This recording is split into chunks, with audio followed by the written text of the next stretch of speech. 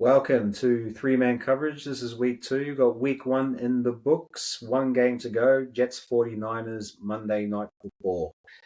10:20 our time tomorrow, so we're looking forward to that game. So anyone looking to get the win in their fantasy league will be relying on this game. There's a few superstars playing against the Jets and the 49ers. So week 1 in the books. Boys, how'd you go? Good, Freddie. Got the win in our main league. Very hit and miss, I think, for most teams, especially players, say, from the first 6 rounds and your starting team. A lot of boom or bust. So there's a lot to talk to, that's for sure. Yen, how did you go?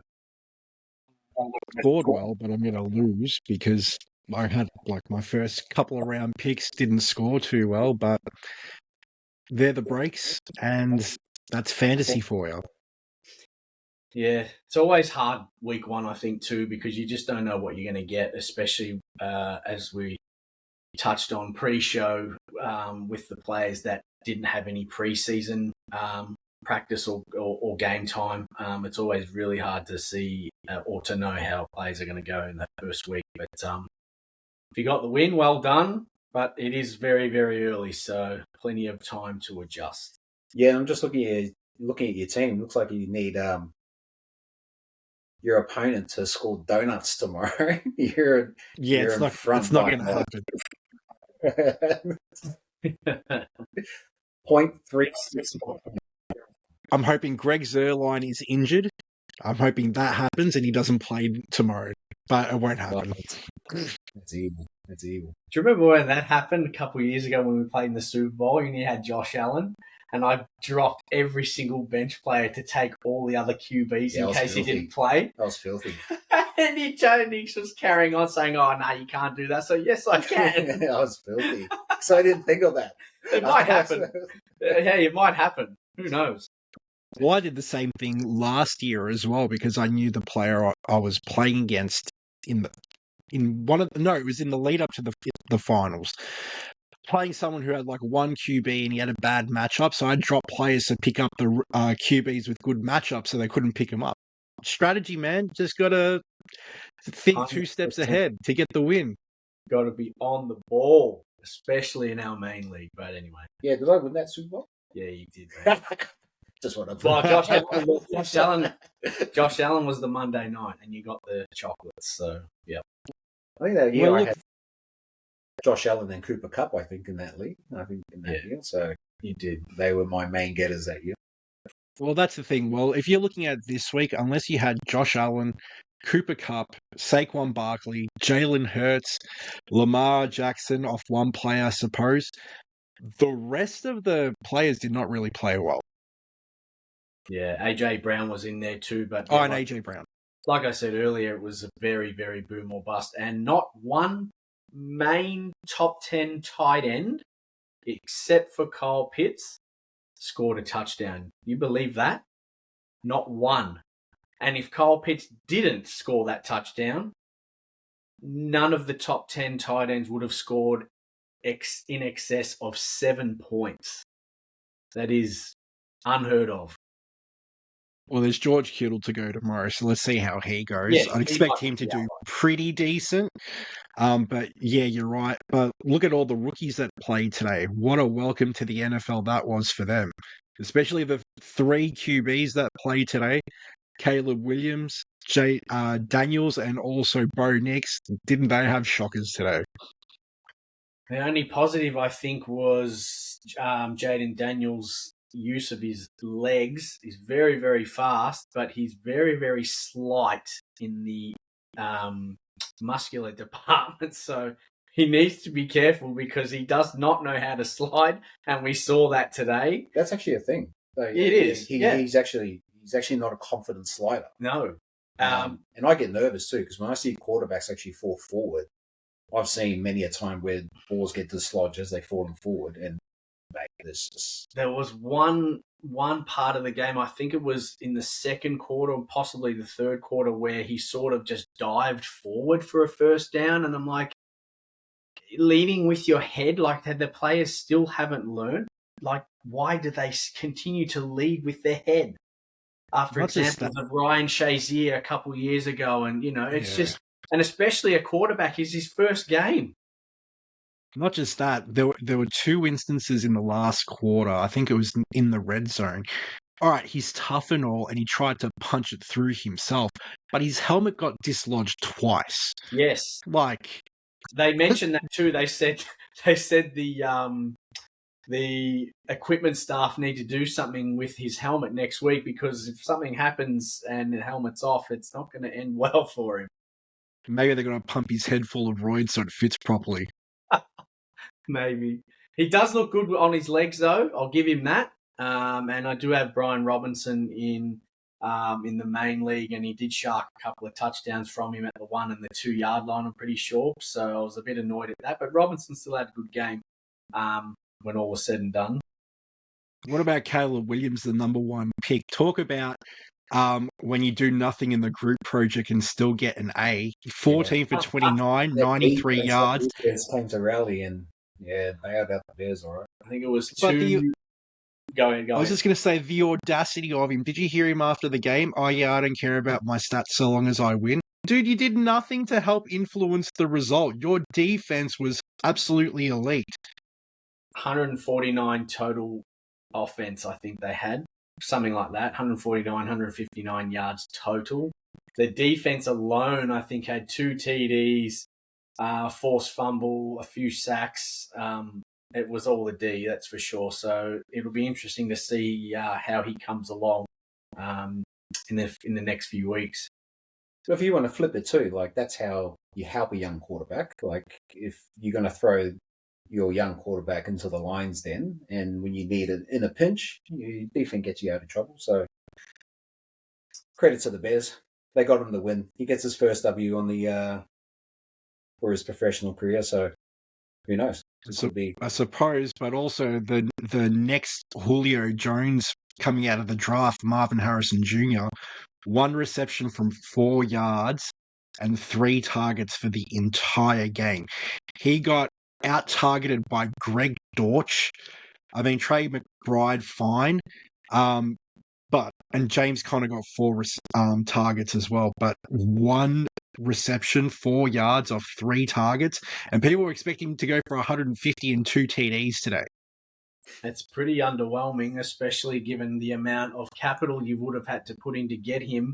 Some people potentially even in the first round as well. So, we'd be pretty annoyed with 0.9 of a point from week 1 from your number 1 wide receiver, that's for sure.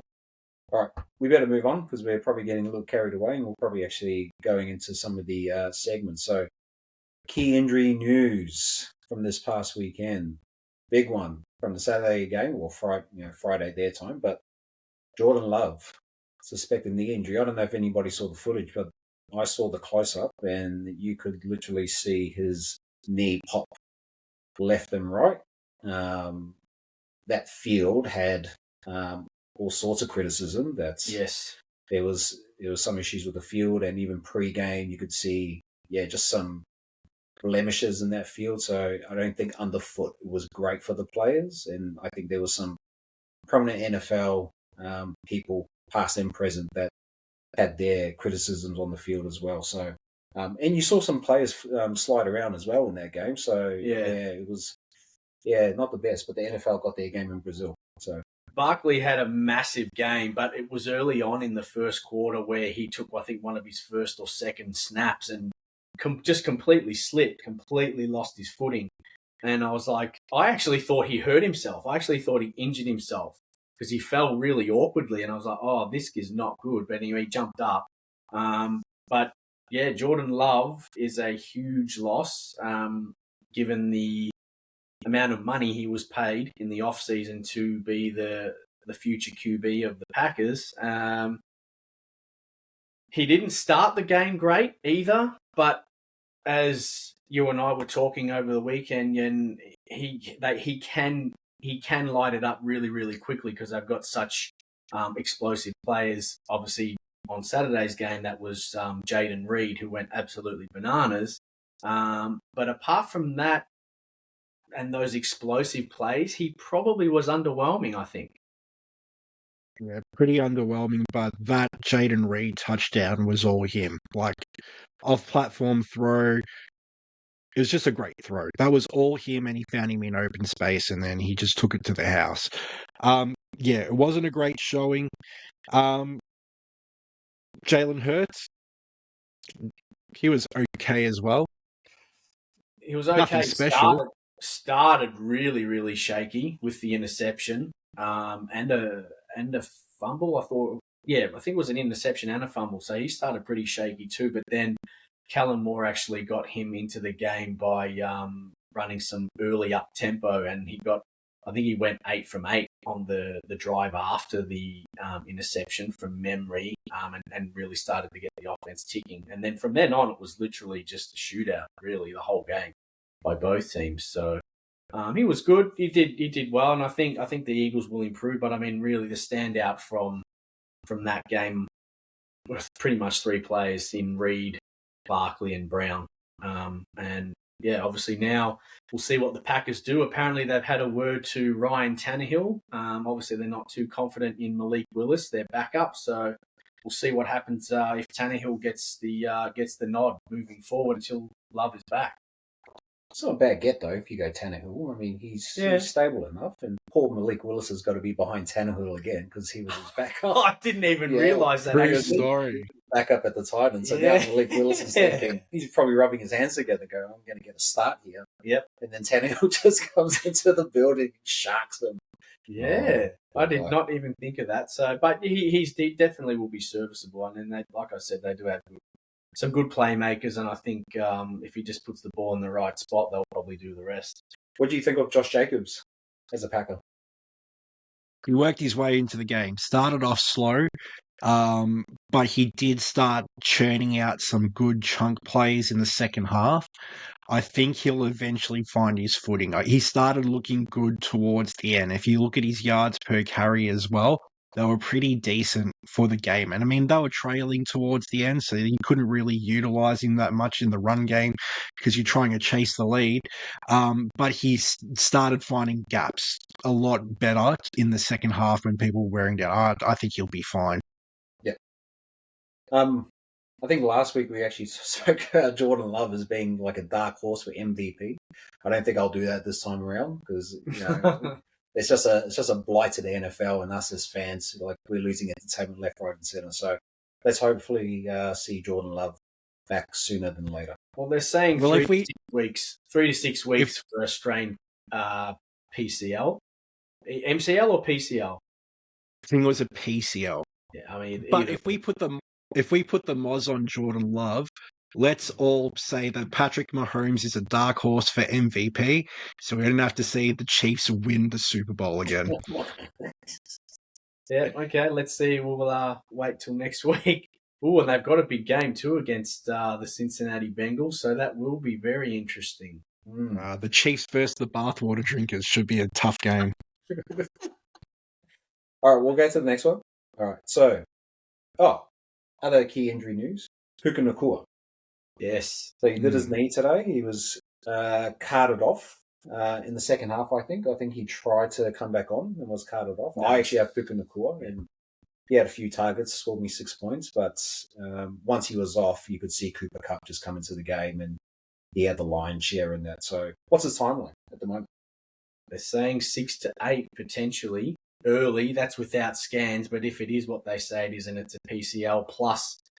Yen, you were saying something else about his preseason injury potentially having an impact on that as well? I never said that, but I do have a theory that if you're coming in with an injury during the preseason and then you play a game, you're more susceptible to getting these injuries. It's happened to Puka now.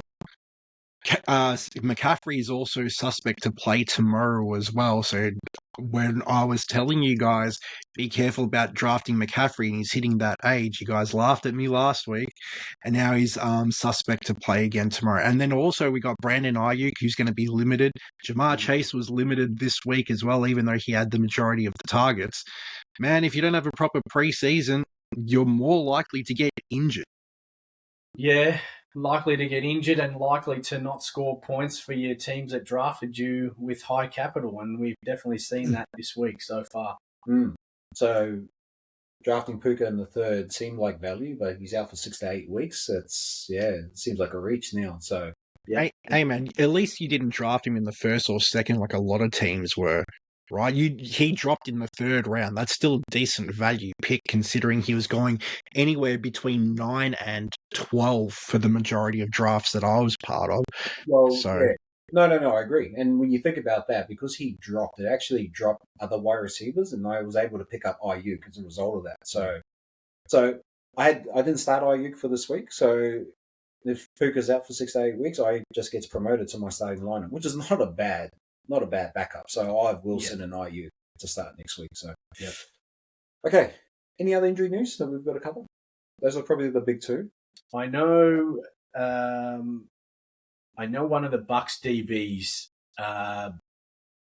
dislocated his ankle and also fractured his fibula, and the name escapes me, but that's going to be a decent outing for that particular DB from the Bucs. I can't remember the name, sorry. And I was cringing for Jameson Williams in that game today, where it looked like he got caught. His back of his heel, his Achilles got caught. Yeah. And that guy just 2 years into the league was thought, oh, geez, he's got to get it. But to his credit, he came back and had a stellar game. So huge game. I picked him up in the last round too, so he's my last round pick. Well, that's the perfect example of boom or bust. I mean, teams would have been picking Amon-Ra at pick 5, as early as pick 5, maybe even earlier. And in the 15th round, you've picked up Jameson Williams, who went absolutely bananas. Like Amon-Ra had under 3 points in most leagues. Yep. So it's, just week 1. That's all we can put it down to. It's week 1. It's early. Adjust. See how we go. Cool. Way too early, buyer's remorse. Yeah. Do you have any buyer's remorse in any of your leagues? In my teams, not so much. It's really a wait and see. I mean, look, I've got Marvin Harrison Jr. in one of my leagues. I mean, that is buyer's remorse, I guess, for that instance. But if I'm looking at it in totality and what I saw during the week, I reckon, and I know we've had this discussion in the last couple of days, I reckon you've got to be worried if you have got drafted Mark Andrews.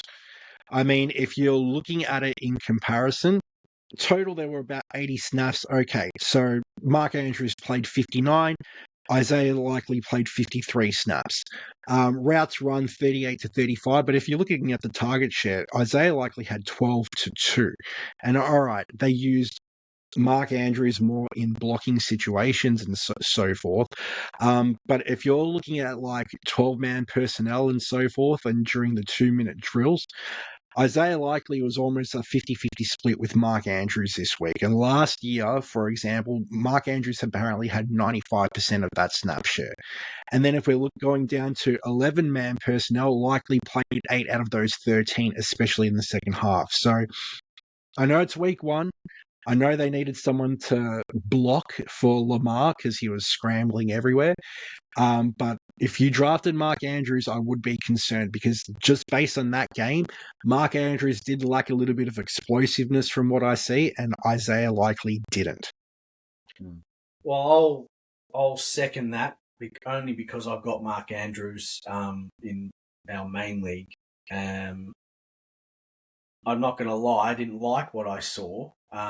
I did see a lot of the time that he was having to do a lot of blocking on the line, given the fact that they've lost a couple of pieces through the off-season. I will panic if that happens again this week, and I'll be like, okay, Isaiah Likely is definitely going to be a major part of this offense as well. Then I'll start potentially looking around. But week 1, as we've seen with, like we said earlier, every other tight end so far, besides Likely, has pretty much just had a stinker. So I'll put it down to just week 1 issues, teething issues, whatever you want to call it. You know, Mark Andrews obviously didn't play in the preseason as well. So yeah, we'll see what happens in week 2, but he is definitely on red alert at the moment, so we'll wait and see. You dropping Mark Andrews for likely if you've stacked the tight ends on your roster? I wouldn't be, but I'd be looking to pick up likely just in case. I wouldn't. You cannot drop him. Yeah, You cannot drop a I mean, player. yeah. Like, do you mean drop him to the bench, or do you mean Yeah, to drop the him bench. to pick up? Like, No, to the bench. You'd give it a week just to see. I'm a believer in likely. I had him last year. I actually picked him up when Andrews went out last year, and he was huge for me. So I'm a believer in him and his talent and what he actually has to offer. So I would give it one more week with Andrews to see what he does. What did you think of Likely's comments after the game?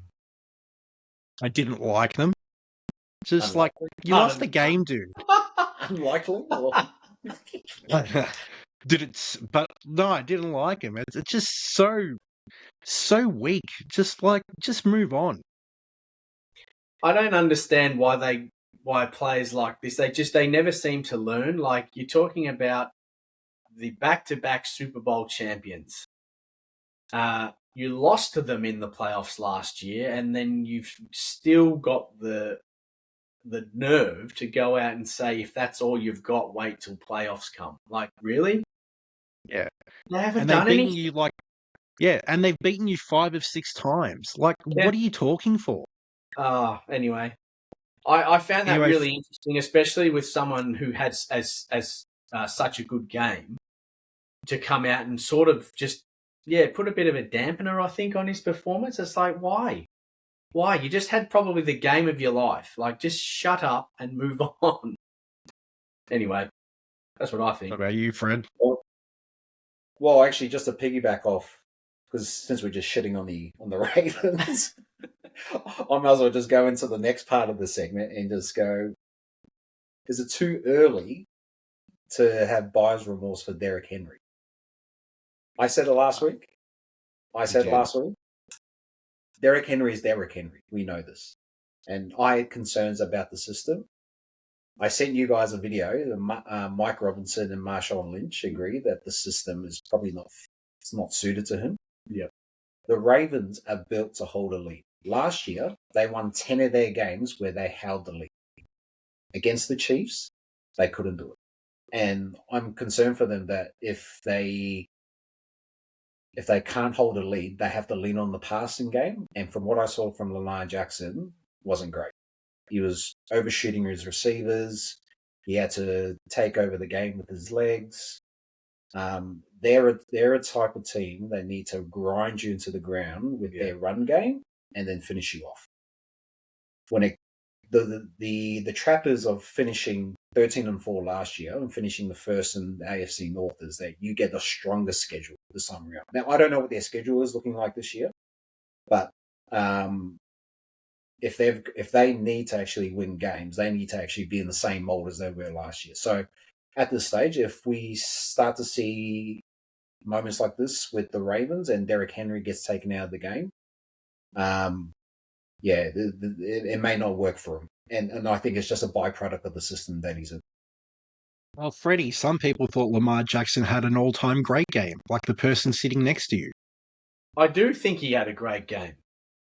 He accounted for 395 of their yards. Like, he literally put the team on his back to keep them in the game. Now, I will move on from that to say that when the game was on the line, the miss to Zay Flowers was putrid. Like, that is just... Yeah. I'm sorry. At second last ball. You're getting paid a lot of money to make that throw, and he was wide open. So I'll hold my hands up for that. Fine. He was standing still. I think you and I could have probably made that throw. Yeah. Let's be real. He was wide open. The throw to Likely wasn't much better either, because Likely's feet were out of bounds. That's all to do with the throw and how he threw it as well.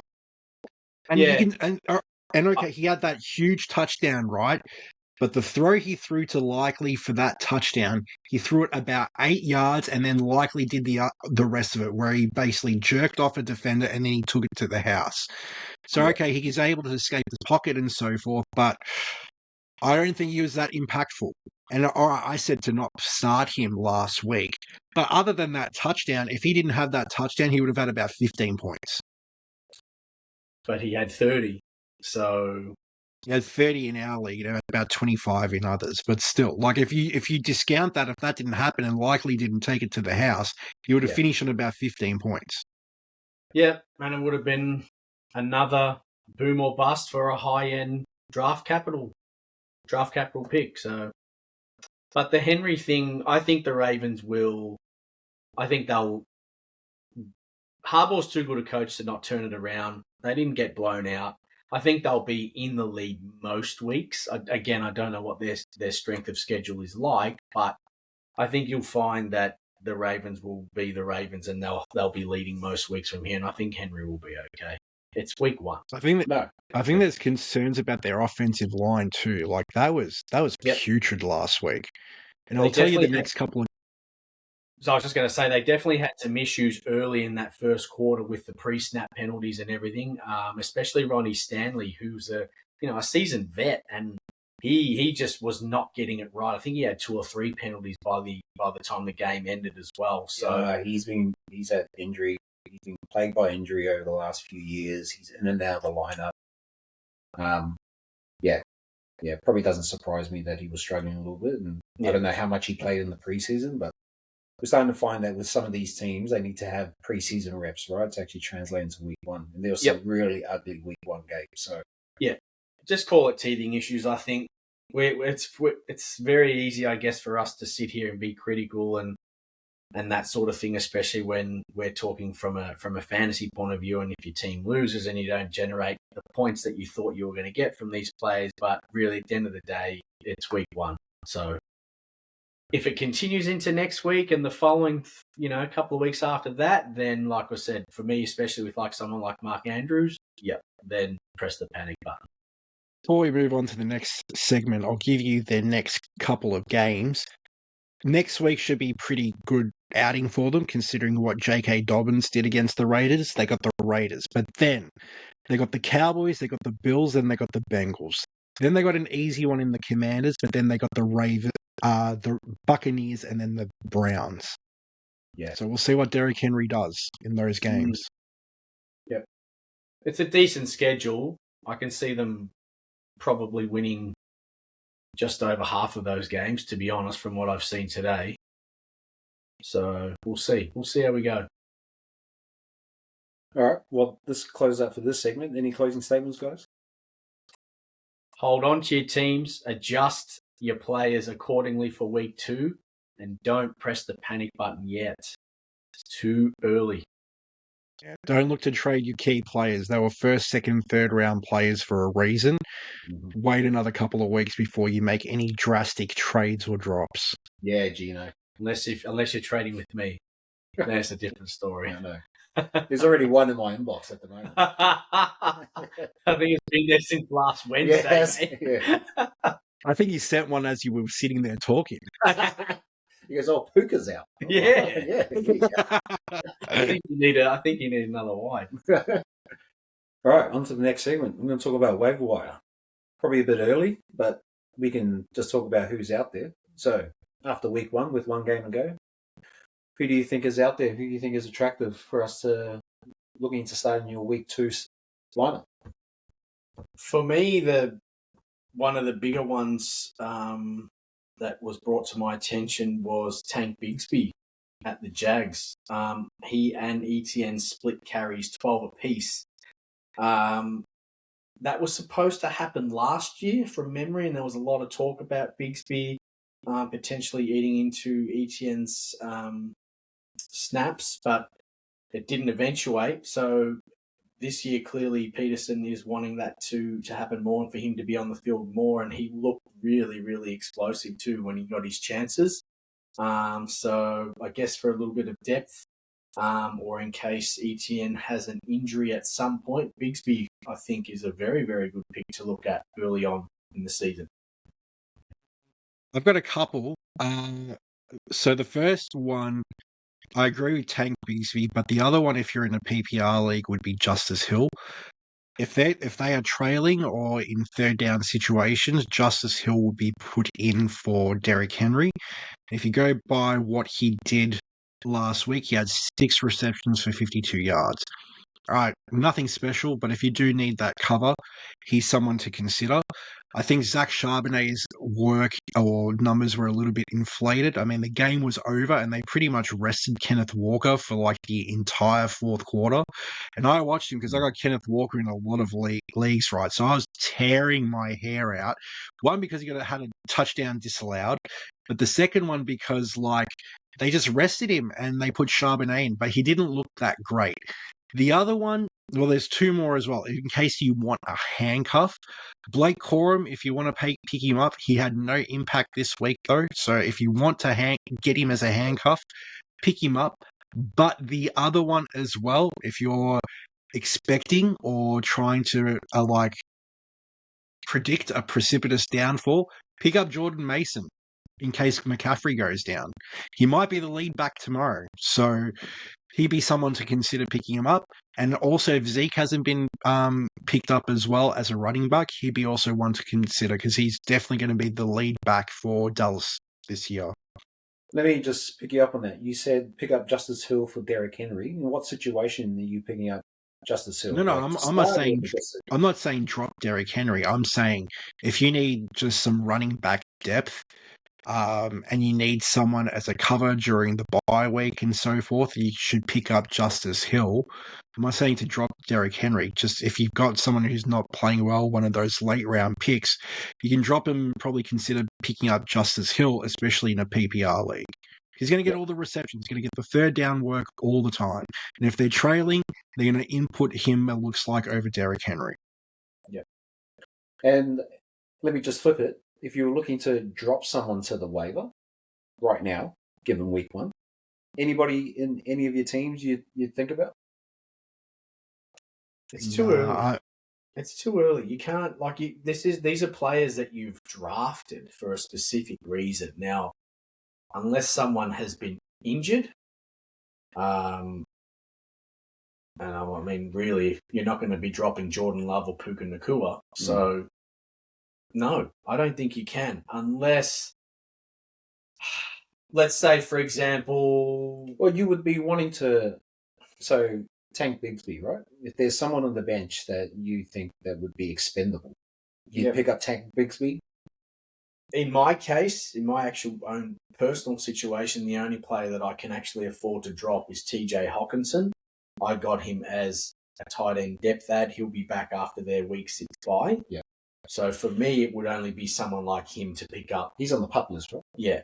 To pick up a potential Tank Bigsby or someone else. Yeah. But other than that, I would strongly suggest no. Unless someone has been an absolute standout and you're really thin at a position, fine. I mean, it was different last year because last year we had 2 clear standouts early, and that was Puka Nacua had 20 targets, and Kyron Williams, who wasn't fantastic in week 1, but you could see that the potential was going to be there rest of season. So unless there's someone out there that looks like them, sure, you can drop someone. Like, even for me, like in my team, I would consider dropping Zeke for Tank Bigsby, only because of that explosive upside that Tank actually has compared to Zeke, who is a little bit... I'm going to get like one of the first picks anyway, so you can note down whatever you want. So that'd be something that I would consider. And then I guess the other obvious one, I guess, is a consensus with everyone, is to pick up Isaiah Likely. Yeah. I think he'll actually be waiver number 1 in most leagues. Let's be real. After that game, like I said, the early investment in the top 10 tight ends just did not pay off this week, so it's definitely not alarm bells. But unfortunately for Mark Andrews owners, as we touched on before, just give it another week. But if that kind of production continues, Isaiah Likely is going to be the clear number 1 waiver ad, I think, this week. I'd be looking to stream a defense this week because my defense, I drafted the Browns defense. They were the number 1 defense last year, and their showing against the Cowboys was horrid. They scored me 7 points. The Cowboys put on 30-plus points over him. I don't think Myles Garrett had much of an impact this game around. Their defense is pretty solid, and it's pretty much the same crew from last year. So if I'm looking for a defense, help me out, guys. Where would I go? Well, the Bears top scored with 39.1 points this week. That would have been top heavy. That would have been a top heavy score, right, towards the end of the game. Huge. That defense just turned it on. 2 touchdowns would do that, especially with the defense. So, but I mean, take away the 2 touchdowns, they're still on 27. Yeah. And you've got to remember the new kick return and punt return rule is in, and there was a fair few decent returns from all defenses. There was 2 touchdowns, one from the Cardinals and one from the Cowboys. Hence why I had the fist pump before, because I love the Cowboys there. I had them last year and I've got them again this year. Sorry, I had the Ravens last year, but I had them the year before the Cowboys and they were great. So the Bears, I think, will be highly sought after as well. If you're looking to stream a defense for this week? Yep. Well, I drafted the Texans defense, considering how they played last year, and they got Danielle Hunter. And they were not great. I mean, it'd be hard pressed if you're going to drop the Browns D. We could probably put it down to week 1 again, and how they all haven't played much together in the off season. So when that cohesiveness comes back and you drop them, you might regret it later on if they start scoring 20 points a game. The other thing as well, like, who's to say that Deshaun Watson impact hasn't affected the rest of the team? Because this is now your number 1 QB. They played so much better under Flacco last year, and they look a shell of their team from last year. Oh, that's another key injury. David Njoku went down as well with what looks like a knee or ankle injury. Ankle, yeah. They're gonna scan him. They said, well, today their time, tomorrow for us. So, Flacco was much better. I actually think Deshaun Watson is a locker room cancer, if you want my honest opinion. I think he's there being paid millions and millions of dollars, and he couldn't give 2 hoots. 230 guarantee, thank you very much. He doesn't give 2 hoots, and you can tell by his demeanor on the field, he doesn't care. I feel like he doesn't care the way he plays. He doesn't have that same dog that he had in him while he still was at the Texans. And you loved him. Coming out of college, you were all over him. So, I mean, you would probably know more than me, but just from what I can see, I think he's just there to get a paycheck. Well, his coach in college, Dabo Sweeting, said he's the Michael Jordan of quarterbacks. That's how well he played in college. He played 2 finals, 1 he lost, 1 he won. He looked incredible in his first couple of seasons at the Texans. Remember when his first game against the Pats, and you guys won the game, the Pats, but he dismantled that defense, and everyone's like, where is this come from? Yeah. But we haven't seen that for a long, long time. We haven't seen that since his massage parlor debacle, unfortunately. And I don't think we're going to see it. I think he's cooked. I actually think he's cooked. And here's a hot take. Deshaun Watson will be benched by week 5, and Jameis Winston will be the QB for the Browns. The Browns will Browns. Jeez. They will. It's just a Browns thing. It's a Browns thing to do. And you can't bench someone you've invested that much money into. But having said that, I heard Deshaun is the reason Joe Flacco is no longer there, because obviously a lot of the teams were gravitating towards Joe Flacco and how the impact he had on their team. But he's like, nah, he wanted him gone. Obviously, he felt threatened for his position, but still at the same time, I can't see how you can drop a quarterback or any player for that matter when you've invested that much money into him. Okay, so let's go from this point of view then. AFC North. It's going to be probably one of the tougher divisions to win this season, especially given the way week 1 has gone so far. And if the Browns are, say, 1-4, 2-3 at week 5, and Watson is still stinking it up, what do you do if you're Kevin Stefanski? I know. What do you do? I think you have to just You grit it bench, out. you bench him. At least Winston's a gunslinger. At least he might throw another 30 for 30 and 30 like he did that year at the Bucs. He might. But at least you know what you're going to get with him. He's going to sling it, and if he makes a mistake, he makes a mistake. Get the defense involved in the game. Let them do what they did last year, and let them cook. Watson just doesn't do enough on the field. He's not a leader. And now I'm not saying Winston is going to be any better of a leader. I'm saying at least he'll play with some pizzazz for the team, similar to Flacco. Pizzazz. You know what the concerning thing is as well? He hasn't got that escapability anymore. It's like he doesn't want to use his legs. And when he does, it's like it's very lethargic the way he escapes the pocket and tries to make runs and so forth. That explosiveness is missing. Very lackadaisical. Yeah, it's rust, right? But I also, moments of that game, I also didn't see him push the ball down the field as well. And so No, he didn't. Didn't take those chances, didn't stay on the field long enough. Is probably why the Browns defense were just out there trying to claw them back into the game. But credit to the Cowboys, they took advantage. They actually took advantage when they're on the field. The Cowboys D had a lot to say about that too, though, which fair enough. But I mean, the one time he did throw the ball deep was to Amari Cooper, and Amari Cooper just flat out dropped it. So yeah, it is what it is. But yeah, the Browns, like you said, the Browns will brown, mate. And well, we're talking a good segue here because we're talking about quarterbacks anyway. So if you're looking to stream a quarterback this week coming, who's available? Who are you looking at? Would you trade for anyone? Well, look, I know in some situations, and I think in our league, one person has Jordan Love and Jaden Daniels.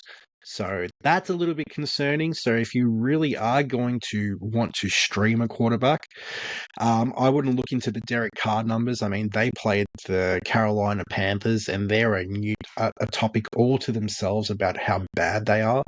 But I would consider picking up Baker Mayfield. He looked great again. Once again, how the Browns should rue the day they got rid of him and got Deshaun Watson. And look, based on performances, he's probably the best one. And the other sneaky one, if he starts again next week, is Justin Fields, if you want a dual threat quarterback. I would never understand why the Browns. I can understand why they got rid of Mayfield, but the games I did see Mayfield play, he looked solid against one of the teams that I follow.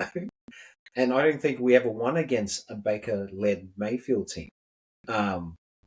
And so just to see him at the Bucs, he had his off-field concerns, but to see him at the Bucs actually have success, it's a Cinderella story if you think about it. He got paid in the off-season, and seeing him today play as well, got that chemistry with Evans, that lovely touchdown he threw to the left-hand side of the field, and Evans just late hands, just caught it. That's preparation, that's accuracy. So yeah, he looks good. The most impressive thing I saw him do today, touchdowns aside, it was the last quarter. He got blitzed. He literally stood in the pocket, taking on two tacklers, basically shrugged them off and just went for a run and got the first down. I mean, that is some ballsy play there for a guy who's not that big either. Like, we can say all you want about his personality, but he's shown some true leadership out there. No, he's a dog. He's a dog. You can see it. And so, yeah, Mayfield looks like... I think they're good options to stream for QBs. Yep, the ones we've just mentioned, for sure. No one drafted him? No one drafted Mayfield? No? No. Main league, I don't think. I'm sure other leagues have, but... Goff and Stafford are also on the waiver wire as well. So they are. Decent games, yeah. Cool. So we've talked about streaming a defense. I mean, kicker's probably the less... there's no allure to streaming a kicker, but if you had a kicker in mind to stream for this week, one or two, nice and quick, that you can think of? Chris Boswell and Blake Groupie had monster games. To be honest... Groupie. Who's from the Saints. Oh, okay. I've just known Will Lutz to be at the Saints for ages. No, he's not there anymore. But every single kicker, from what I saw today, were nailing everything from everywhere. 57 yards, 58 yards. They were just going and sailing through. Hence why we had, I think there was at least 6 kickers that had scored 20 or more points. So, yeah. I was going to say, that's all well and good, but as soon as they miss one from 20 yards out, they deserve to be cut. The other one that I would consider picking up is Kaimi Fairbairn, 17 points again, and he's also in a great offense. I'm surprised no one drafted him. He was stellar last year. He was at least top 3 kicker, right, last year. And what, he's still on the waiver wire? Probably. Yeah, I considered getting him, but I got Jake Elliott just because of the long field goal range. That's why I picked him up. Yeah. So, you did a review we did a preview of the games, right? So let's do a review of those games again. So the first one was Chiefs Ravens. Nice and quick. What are your thoughts? The Chiefs are the Chiefs. Rashee Rice, Xavier, the addition of Xavier Worthy, Isaiah Pacheco. They started the season much better than last year, that's for sure. And that offense is clicking as good as an offense can in week 1. Super Bowl favorites. That's all I got to say. Yep. Let's talk about Xavier Worthy for a little bit, because that touchdown run where he did that sweep and just sliced through the defense, that actually caught me. And there was a similar play against the Packers and Eagles. That was Jaden Reed, right? Very similar. Yep. You've got Xavier Worthy on your team. Yen, did you start him? No, I didn't. I have a reason for it. It was a rhetorical question, though. So the reason, and actually if I started him, I would be in it to win it at this particular point in time. However, I didn't start him because I heard there was thunderstorms. So then I went and looked up the weather in Kansas City, and it said at 9:30 it had a 75% chance of rain. So because I looked into all that, I figured, all right, second half, they're just going to run the ball because it's going to be wet. So I took off Xavier Worthy, thinking he won't have that much of an impact. But little did I know, he had an impact quite early, very early, and he actually did look better than his predecessors in Skylar Small and Draperius Tony. So he looked really good, man. He could be Tyreek Hill 2.0 potentially. Did anyone take notice that Taylor Swift wasn't sitting with her best mate, Brittany Mahomes, in the Dude, please. I definitely didn't. I saw that the cameras found her walking into the stadium as they usually do, and I noticed those big brown leather high heel boots that she was wearing. I was like, have a look at this. But okay. Other than that, no, there wasn't. There's always going to be talk now. No matter what, a Chiefs game is going to involve Taylor Swift, unfortunately. But Travis Kelce didn't have a very good game, as we've touched on, for all tight ends, so maybe she wasn't too happy about that. So it turned out to be the result that you thought, though. I think we all picked the Chiefs. Yeah. Yeah, easy, and they won by like a score. So yeah, easy, and they pretty much controlled the majority of the game. Just a quick side note: she's making me hate Travis Kelce. Just putting it out there. Why? What's Trav done? He's dating her. That's what he's done. And I have to see her at every single game. Every time he makes a catch, she sits there and she claps like she knows what's going on. Anyway, next game. Hey, apparently she talks to Mahomes and writes up plays, draws up plays with him. Yeah, I'm sure she does. Yeah, this is going out into the interweb. Just letting you know, mate. We don't need any Swifties following us. It's all good. This might. Here comes the hate mail. I know. Here comes X. Once this is on X, you're going to be trending. Okay, next game. Quickly, we touched on a little bit on this one, but Eagles Packers in Brazil. Your quick thoughts. Goes as expected. I can't remember who actually picked, but I think I went Packers. We all went Packers. We all picked the Packers. I'm actually surprised AJ Brown had the game he did, especially with those deep catches. considering he was against Jair Alexander as well, I expected the Packers' defense to be stronger.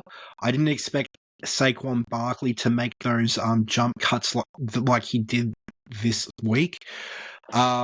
They were just a shambles defensively, Green Bay. Let's be honest. I mean, Philadelphia was not much better, especially the blown coverages in the second half.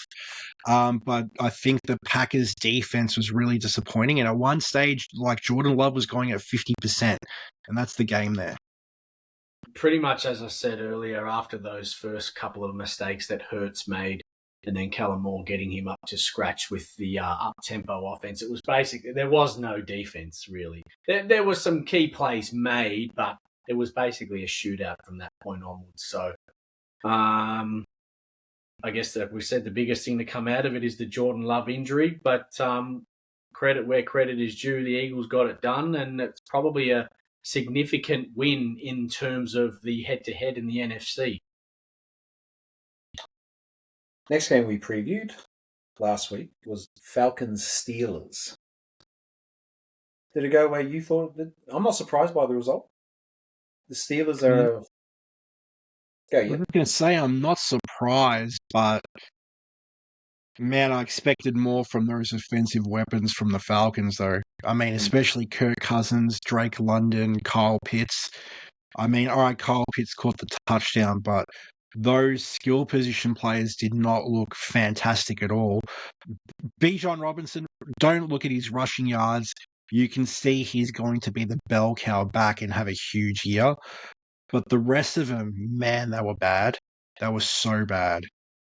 Cousins looked really, really shaky too, and I was surprised at how easily TJ Watt just became a game wrecker with their O-line. He was unbelievable. Yeah, that O-line, their bookends, they're just stalemates. He basically was wrecking the game from start to finish. He had one sack, a couple tackles for loss. The sack was a strip sack, actually. One strip sack taken away from a flag as well, and he was just an absolute wrecking ball. He's definitely put his hand up very, very early for Defensive Player of the Year, that's for sure. And yeah, personally, from my point of view, the Drake London thing was very, very underwhelming. Again, I'm putting it down to week one. If it continues over the next couple of weeks and Kirk Cousins doesn't find his feet, then the panic button will be pushed for sure. TJ Watt, he's always going to be in that conversation, right? He's always one or two up there, so it's no surprise there. I think he's probably stiff not to have won one already, if I'm honest. But he has won one. He had 19.5 sacks one year. He won Defensive Player of the Year. Did he? Yeah. Oh, my bad. A couple seasons ago. Yep, okay. I will say offensively, the Steelers look good under Justin Fields. Yeah. They can't go back to Russell Wilson. I mean, Pickens looked like a really good wide receiver. I mean, tough strength of schedule, but you know Justin Fields is going to create space and find him open. So if you got Pickens, and Najee Harris actually looked really good too, surprisingly. Yes, that's the thing that surprised me. So he had 20 carries to Jaylen Warren's 2. Yeah. Yes. He was limited. Surely he was limited. Yeah, there's no way that discrepancy was because of it. Yeah. Why would you risk him anyway? What's 2 carries in the scheme of things? Yeah. What's the value in that? Like, if you're just going to get him re-injured again, and we saw what Jaylen Warren did last year, I don't understand that. Give him 2 carries? Like, was it in garbage time? Well, he had a catch too. I'm pretty sure he had a catch as well. So they used it at some point. He did have an injury cloud coming into the season, and it was last minute where they said he was going to be available. But you're right. If he's underdone, don't play him. Yeah. So Najee Harris, 20 carries for 70 yards. So when you look at the per average, it's okay. But yeah, he did get that. He was the bell cow for that game.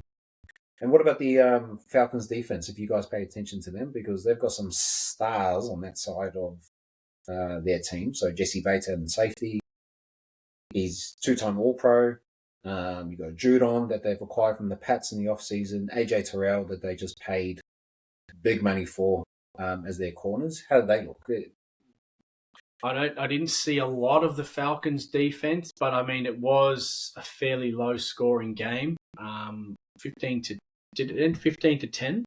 18-10. 18-10. So I didn't see a lot of the Falcons' defense, but altogether though the Falcons were great today. So I'll maybe just say that the offense couldn't get them going. They couldn't get them. Yeah, they couldn't get them involved. Yeah. Yep. I think that's where the Falcons' defense are probably going to be. They have to be opportunistic, and their offense has to carry a bit of the load, and they didn't do it today, and so the game didn't go their way. But Grady Jarrett was probably the only main contributor I can see. So 1.5 sacks. Jeez, he's still around. He is a force in that middle of that D line there. So man, I still remember him going after Brady in the Super Bowl. Yeah, Grady Jarrett still real. Far out. Okay. Any other thoughts on the Steelers game, Yen, while we're cycling through? Nope. Cool. Bills Cardinals.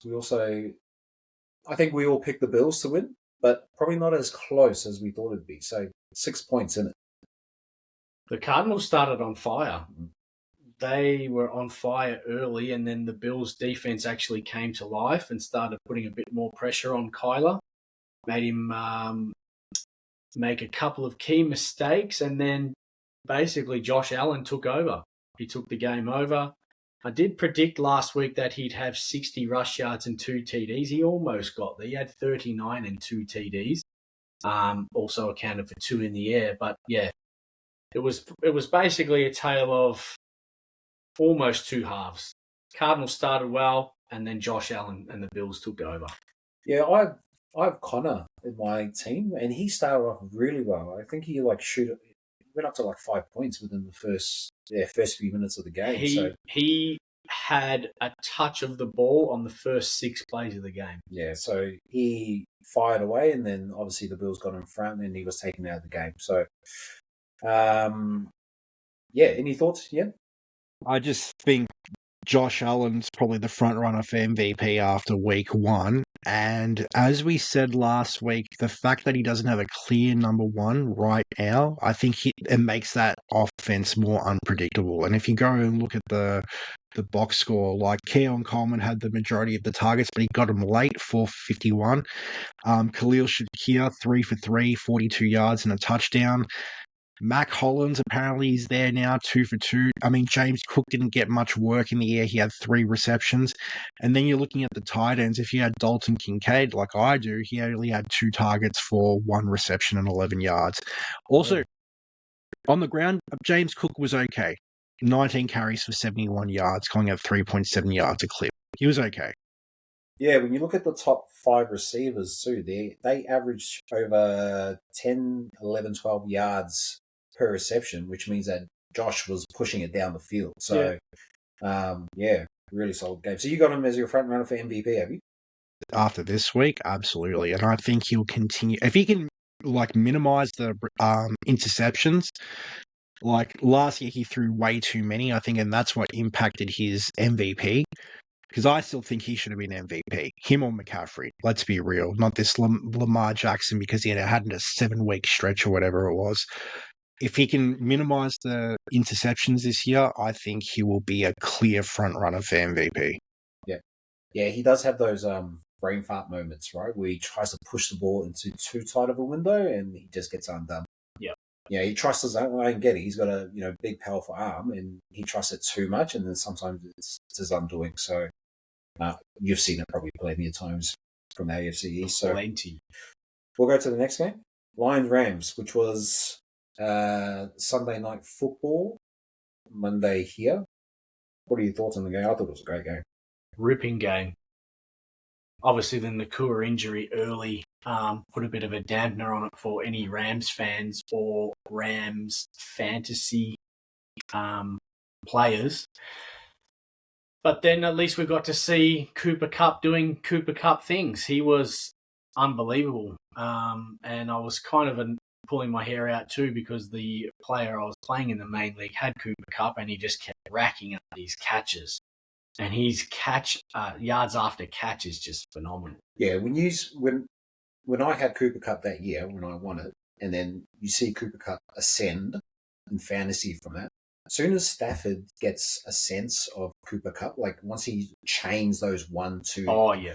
and it is just then bang, receptions, points. Yeah, it is just like he just doesn't stop. And I think in that game today, I just saw a run where he got 4 or 5 targets in a row. All he did was just look for it. Yep. It was actually reminiscent of the Super Bowl 3 years ago, where he just needed that one target and Cooper Kupp was his man, and he just kept going to it. So I actually undervalued Cooper Kupp this season in fantasy, and I can't remember where he went before me or went after me, but just after, I think. Yeah, so after Puka. So if you got Cooper Kupp, So if you got Cooper Kupp after third round, well, geez, what a get! Now that Puka's going to be out for an extended period of time, so he was always high for me. I mean, I didn't draft him. I wanted to shore up that running back depth, but he looks fit this year. He's not bringing in any injuries. There's no hamstring injuries from the knee injury from the previous year. And if you watched him play this week, the way he was able to get separation as well again, we're talking about a guy who came off a serious injury and he's now in his early 30s. He looked incredible. He looked like how he did 2-3 seasons ago, where he had all the wide receiver records. He looked phenomenal. David Montgomery. 17 carries, 91 yards, 5.5 yards per clip, and a TD. Saw a bit of a head wobble there. Who? What? Me? Oh, you see, no, from you. Like as soon as you were announcing those stats, you look like you had a bit of a head wobble about you. He's wobbling his head because he knows I want him. That's why. I've got him in a couple of leagues actually. So he actually got the late start for me today because Ayuk was going to be my flex, and I took him out and wanted to start Montgomery, and it may actually prove out to be a good move in the scheme of things. So if Ayuk, or limited from all the off-season stuff, then it'll be interesting to see. But yeah, Montgomery, great game. 6 carries over Gibbs, who was drafted early third second round. So well, I've got Gibbs. It's only a matter of time before Gibbs breaks a couple of massive runs every single game, and there was a couple of moments in today's game where that almost happened. Monty got the first couple of drives. They basically alternate drives. I think Montgomery had the first 2 drives. Then Gibbs came on, and then they were both pretty much just alternating from there. Gibbs got the first early touchdown, and then Monty obviously got his in overtime. But they're both, like they call them, I think pretty sure they're called Thunder and Lightning at Detroit. So, I've heard that term coined for another 1-2 running backs in many teams. So yeah, Thunder and Lightning. Yen, your thoughts on the game? Great game. I thought it was the best complete game if you're looking at it both offensively and defensively. Like they came out in the first couple of drives, either side, just wanting to kill each other. It was great to see. And also any Kyren Williams worries, I think they were dispelled this week because he was the lead back and Corum was a no-show. And I feel like that's what kind of got the Rams undone early because they weren't leaning on the run game, which is weird because that's how they were opening up plays last year, where they were leaning on the run game early and opening up the play. They actually went back to the run game in this. Like they didn't lean on it and then they went to it. So yeah, it was really weird. Yeah, you did mention that you thought McVay, his first half play calling wasn't great. And it was, it definitely didn't seem like a Rams type game script, as you said. But once they actually got going, especially when Puka went down, then it was more of a Rams style game after that. I'd like to go back and watch the footage of this and see how Amon-Ra St. Brown only got 3 targets for 13. Where he just got blanketed in the secondary, but it was definitely top heavy. The top 2 receivers were Williams and Laporta, and they accounted for about 170 yards in receiving against for 2 of the Lions receivers there. So I don't know if you guys saw, but I love defense. But moments I saw in the game, Aiden Hutchinson, when Note Boom, their starting left tackle for the Rams, went out and their backup came in. I can't remember his name, starts with A. Aiden Hutchinson, just That's to get the long-haired guy. Yeah, just to who's that? From the Lions you're talking about? The blonde guy? Nah, not Anzalone. He's talking about Yeah, a that's Rams O-lineman. Yeah, no, Aiden Hutchinson, the defensive end for the Lions. They're number 1 overall pick 2 years ago. Yeah.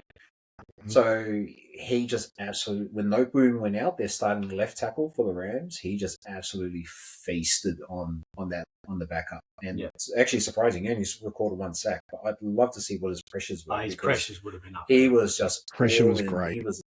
He was in Stafford's face the whole time. So he's very similar. The way he actually moves his hands is very similar to Max Crosby. Like he doesn't really have that power move, but that spin that he can do in the inside, like he used that a couple of times in today's game. So yeah, to see that 1 sack recorded for the match, yeah, surprising. So outside of the games that we previewed last week, for the games that have just finished for today with the Jets 49ers game to go, any other games just interesting to note? I think there was a massive boil over in the jungle today that we should probably touch on. Yeah, we should. The Patriots getting the chocolates over the Bengals. I don't think anyone would have seen that. That was a massive shock. Yeah, it's I wouldn't say it's a shock because in the Zach Taylor era, he's 1-10 in the first 2 weeks. And that one lonely win was against the Vikings about 3 years ago. So to say that it's a shock, I wouldn't say it's a shock, but it's definitely disappointing considering the schedule the Bengals have got in the first 4 weeks. They needed to come out the first 4 weeks 3-1 because they have the Chiefs week 2, then they've got the Panthers week 3, the Commanders week 4. Historically, in the Zach Taylor era, they are not a strong September team. So to actually have the weakest 4 games in his time, and to start off with 0-1, now he has to go into Arrowhead, beat the Chiefs, which they've had success in the past, and then and if he does not win that game, and then he's got to be 2-2 by the first quarter. So my review on the game, I think credit to the Pats. The Pats were phenomenal. They controlled the game with the run game. Now, the losing DJ Reader in the offseason has actually proved to be costly, who's now at the Lions, who didn't play today because he's still suffering from a quad injury from last year. But Ramondre Stevenson ran all over our O-line, D-line, I should say. Finished over 113, over 125 he had. Yeah, so and a touchdown. Defensively, they weren't the Bengals defensively weren't there to defend the run. They tried to squeeze corners on the edge, even got linebackers on the edge to help out with the D-line at times, which were proved to be effective. But when it came to a pinch, the Bengals just couldn't muscle up when it came to the run game. Kyle Duggar had a great game. Actually punched the ball out just before the end zone.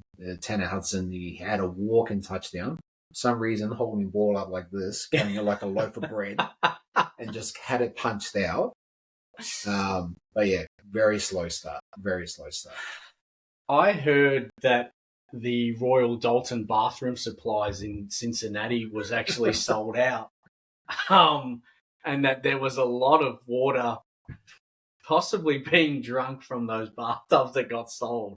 So I don't know. Honestly, I don't know what else to say, but Gerard Mayo 100% out-coached Zach Taylor today. He did. And that was evident from start to finish. You guys sound like experts in these two teams. I wonder where you got this insight from. No, when you watch the Pats play, they kept the game plan simple. They basically ran the ball, played hard defense, their pressure up front. I know you guys the Pats traded Judon, but Keon White had 2.5 sacks that game. Yep. So they obviously had something in I'd never heard before.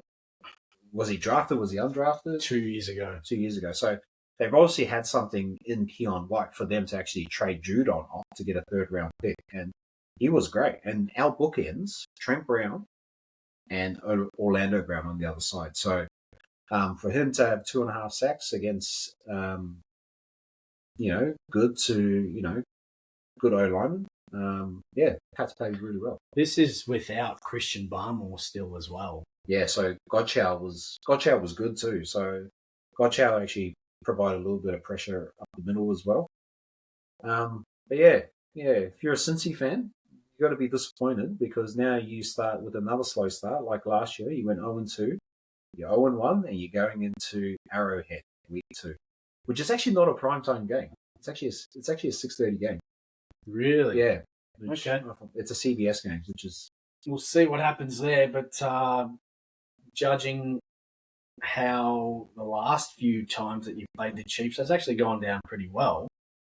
But I don't know that it's going to hold up this time around, given the way the Chiefs have started much better this year versus last year, and their new offensive weapons as well. And their defense is pretty sound. It's a pretty sound defense as well, so it'll be very interesting. But early worries for the Bengals, but again, it is only week 1. I actually read on Twitter that in order to recover from this loss, that all the Bengals will go out and bleach their hair this week as a solidarity for each other. Yeah, I might. Yeah, you want to do it? You can do it, mate. You can put those orange unis on too. Yeah. They are cool uniforms. I do like the all orange uniforms, I must say. But I must admit, the Bengals do, like when they do those games where it's like all white, all orange, or they do bring it on. But hey, you're going to walk out there the same clothes you go in, and if you take a loss, that's it. Yeah, mate, that's it.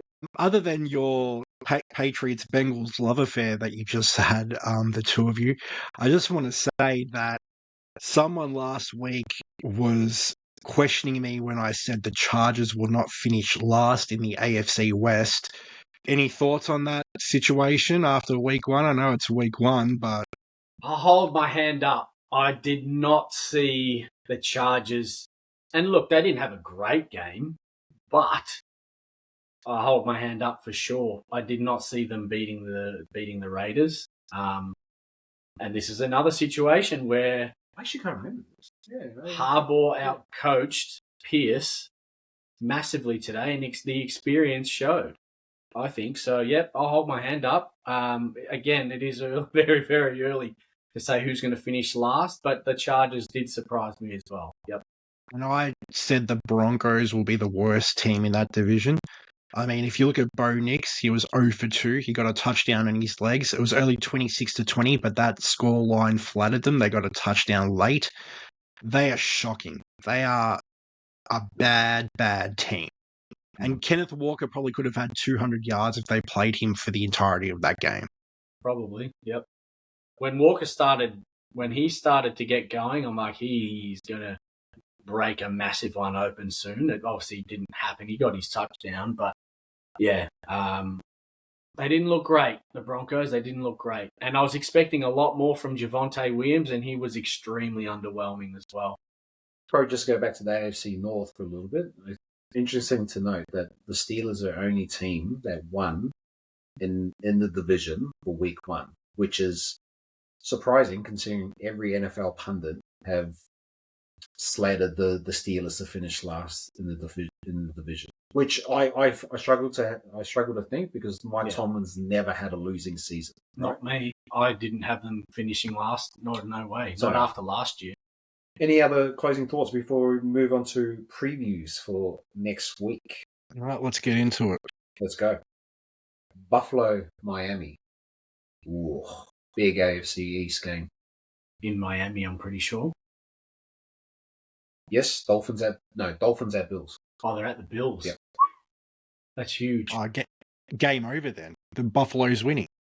No, sorry. The way the Americans do it. Oh, it's switched. It's switched. So Dolphins. So it is in Miami. Given the fact that the Dolphins came back from a 17-point deficit today to beat the Jags, that'll give them some confidence and playing at home. Tua looked shaky today. Hill didn't really do much apart from the 80-yard bomb that just made his fantasy score explode. Jalen Waddle was all right. I think he had 5 for 5 for 100 plus. And A-Chain was awesome. Was very, very relevant in the passing game as well. Flip a coin, really. I'd like to say the Bills, but the Dolphins are hard to beat at home. So, no, I'll go Bills. I think I'll go Bills. The last 2 times they played, Miami's had the home ground advantage. Last year they beat them 48-20, and then they beat them in the wild card game 34-31. I'm picking the Bills. Bills for me. So the Bills won both of those. Yeah. Yeah, right. Okay. This is going to be a cracker. Should we touch on fantasy players for that game? Sure. Your must start? Must start this week. I mean, it's tough because both defenses are pretty strong. Look, I'm not going to say Tyreek Hill. I'm going to be biased. I'm going to pick Devon A-Chain. I think, all right, he wasn't that great on the ground this week, but none of the running backs were. But he did have the majority of the snaps, and he did have the majority of the carries on the ground. And then his work in the air was just incredible. I mean, the defense is not that fantastic at the Bills anymore. I would expect for him to have another 20-point type game. It's hard. I mean, outside of the 2 QBs, you can say Jalen Waddle, you can say A-Chain. I'm trying to pick someone from the Bills as in a skill position, but You got to say James Cook, right? Yeah, I was going to say, maybe it's just James Cook. James Cook has had, I think he had 17 carries today. He was pretty good. Definitely had the lion's share of the carries for the running backs. I think Josh Allen had 9 of his own, and he'll always have around that each week anyway. But I think the Bills are going to try and be not completely run first, but I think they're going to rely on their run game a lot more between Cook and Allen. So probably James Cook, I would say. Yeah, just the Jags-Bills game. Etienne didn't have that much production on the ground against that defense. And last year in Miami had Christian Wilkins, which I think he's at the Raiders now, I think. I don't know. So, having said that, Tank Bigsby was good on the ground, though. Similar carries, 12 for 73 and went for 6.1 yards a clip. So, if you think James Cook's going to do well, if you think he's similar caliber to Etienne, maybe he's worth a start.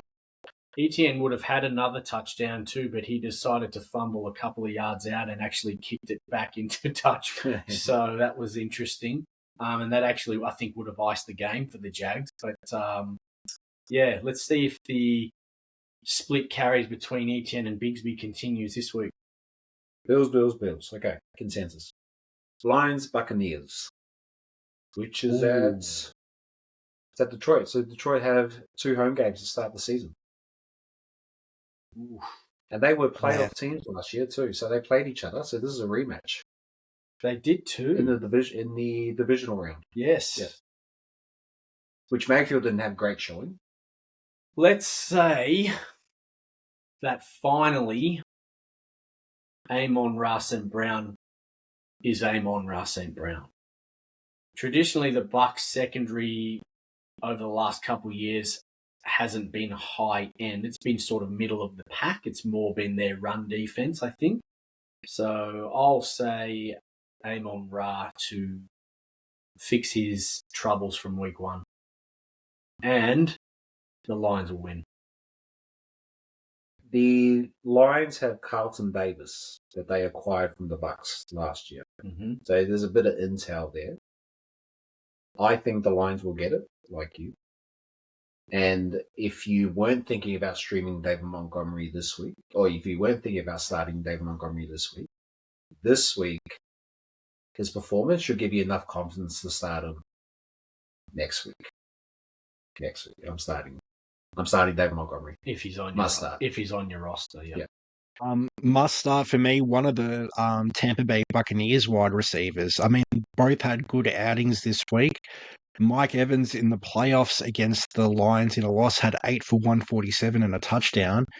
And then if you're looking for that slot guy, Chris Godwin was great this week. So the secondary wasn't that great for the Lions this week either, considering how Cooper Kupp and Puka Nacua were getting quite easy receptions. So I think they're both quite safe starts. I mean, if you got Chris Godwin, you can play him as a wide receiver too or a flex. I think they're both going to get relatively good points this week.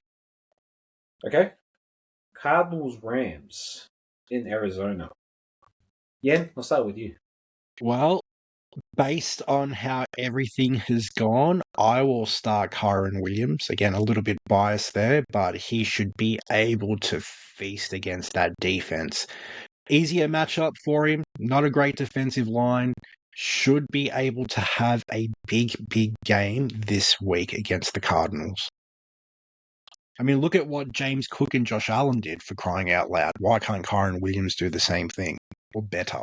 I think the Rams will win that game, but I think given the way the Cardinals' passing attack has started, quite lazy, we'll call it maybe, lackluster, I think James Conner will be a good start. Montgomery and Gibbs ran pretty well against the Rams. There's not too much competition for Conner in the backfield just yet. Benson had a few carries today, but I think James Conner might have a nice game given that he's the workhorse there. Yep, Rams for me. My tight ends in both of my leagues let me down. So Evan Ingram and Ferguson. So if I'm looking to start somebody, it'd be McBride, just looking at his stats from today. I mean, not fantastic, but 5 targets for 30 yards at 6 a clip.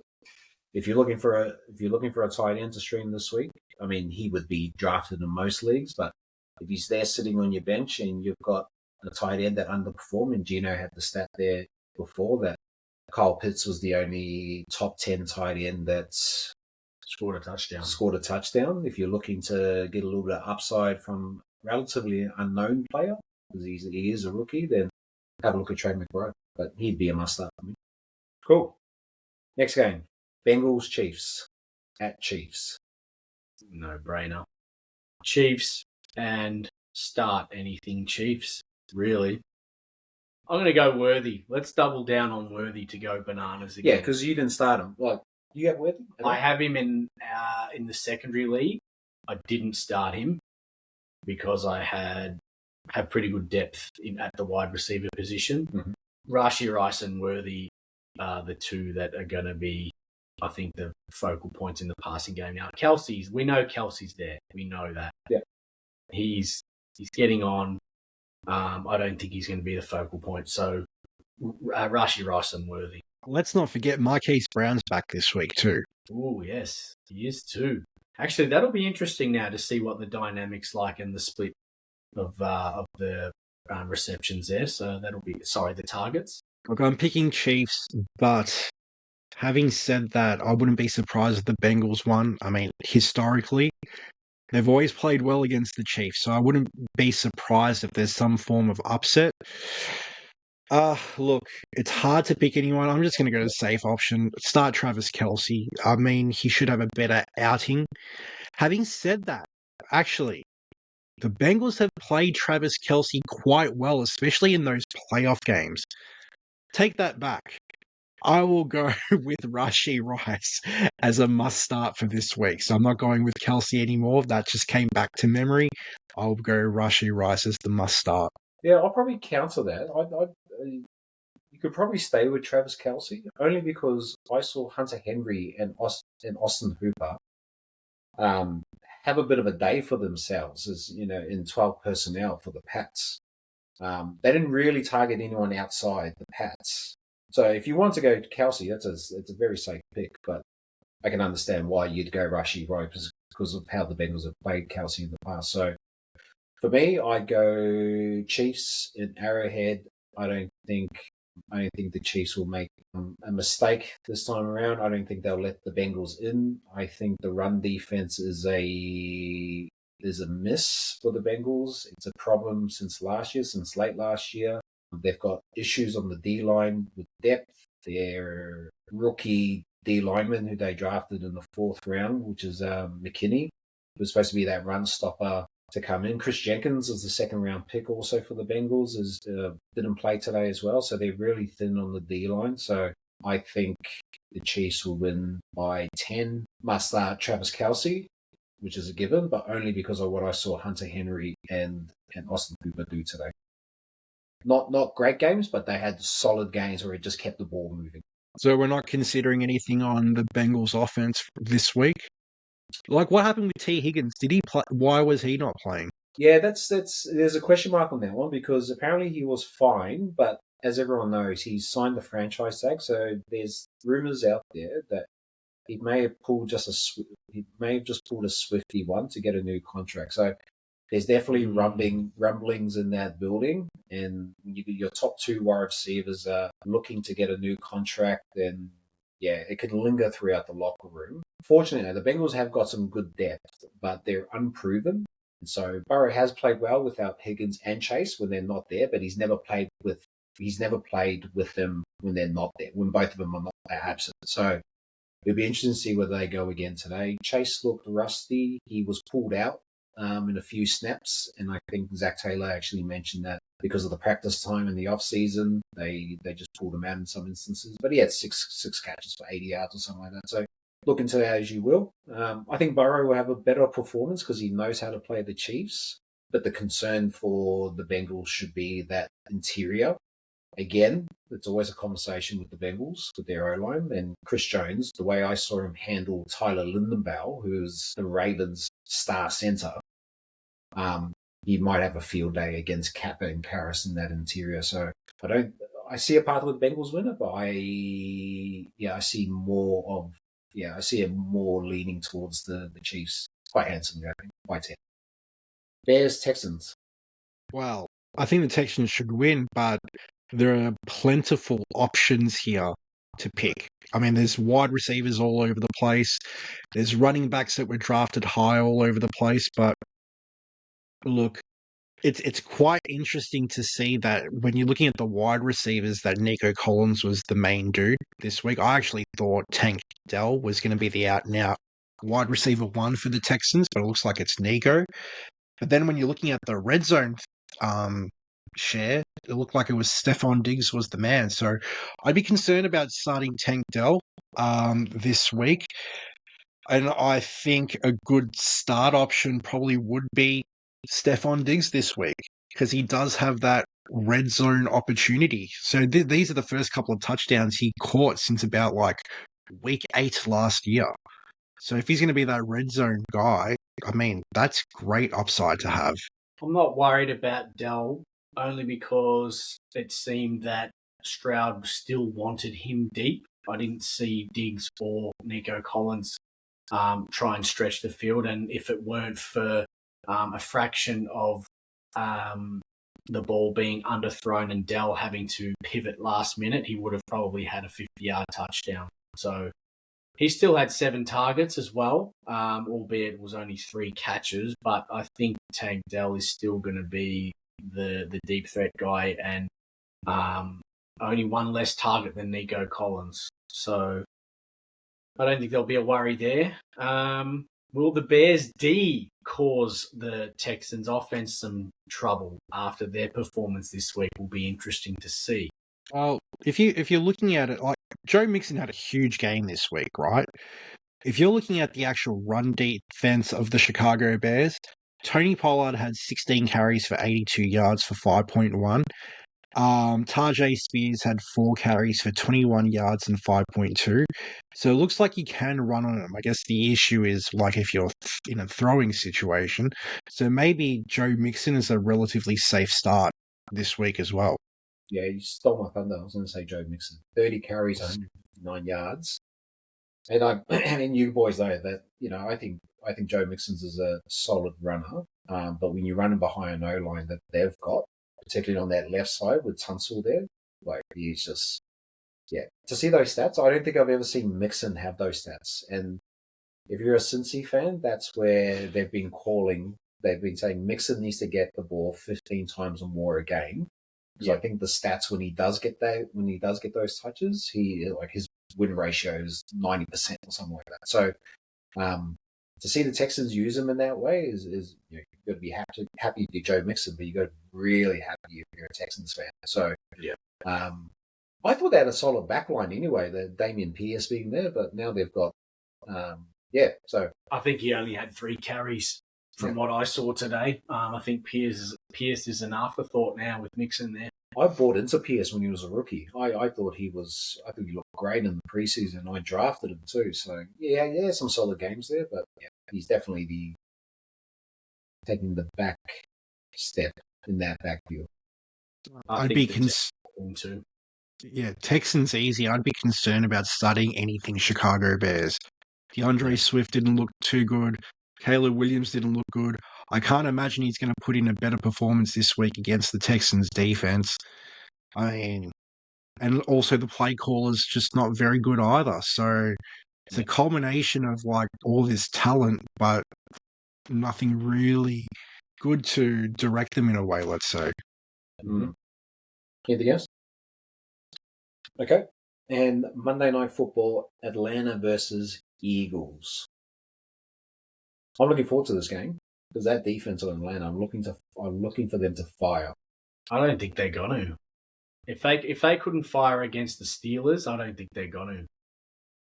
Really, the Eagles is a much more powerful unit than the Steelers, so I think that the Eagles will win quite comfortably. And let's continue to ride Saquon Barkley. Started on fire, and I think that will continue. You know what? I'm going to go Falcons. I'm going to go the Falcons. I'm going to go the Falcons. Why? I love defense. I'm going to lean on defense. I think they've got the defense to do it. I think the world of Jesse Bates. I think he's a great safety. AJ Terrell's no slouch too on the other side. Judon, Garrett. There's no rhyme or rhythm to my pick. I just like the defense there. So I'll go Atlanta to win in an upset. They'll come back. Bijan to run all over that Eagles defensive line there to start. Let's say Devonta Smith, because AJ Terrell's going to take away AJ Brown. Devonta Smith will probably be the free man in that secondary. So let's say if you want to stream someone as a flex, Devonta Smith. Smith seems to get those intermediate routes where he just finds a soft spot. Yep. So that's fair. Well, you guys took all my picks. I will say, look. Oh, yeah, there's look on you like, oh, yeah. I was going to pick Bijan as the safe option. After seeing what Jacobs did in the second half, Bijan's just the better runner, so he should have a great game. But I do think that this is a bounce-back game for Drake London. Pay back all those people that drafted you in the second, third round. The secondary's not great. I mean, they've got some rookies there now. CJ Gardner-Johnson? Okay. But I think he should have a bounce-back game this week if he's meant to be a true out-and-out wide receiver one. I hope you're right. Because that pick is going to haunt me all year if he doesn't do anything. That auto pick, I should say. That auto pick. Drake London. Yep. Any other closing statements, boys, before we wrap it up? Start your trade hunting now, because if scoring continues as it does for a lot of starters... Don't come to me, mate. Don't come to me looking for a trade. Start looking now for the next couple of weeks at who you might be interested in. If Mike Evans is around, I might have a sniff around Mike Evans, whoever has him.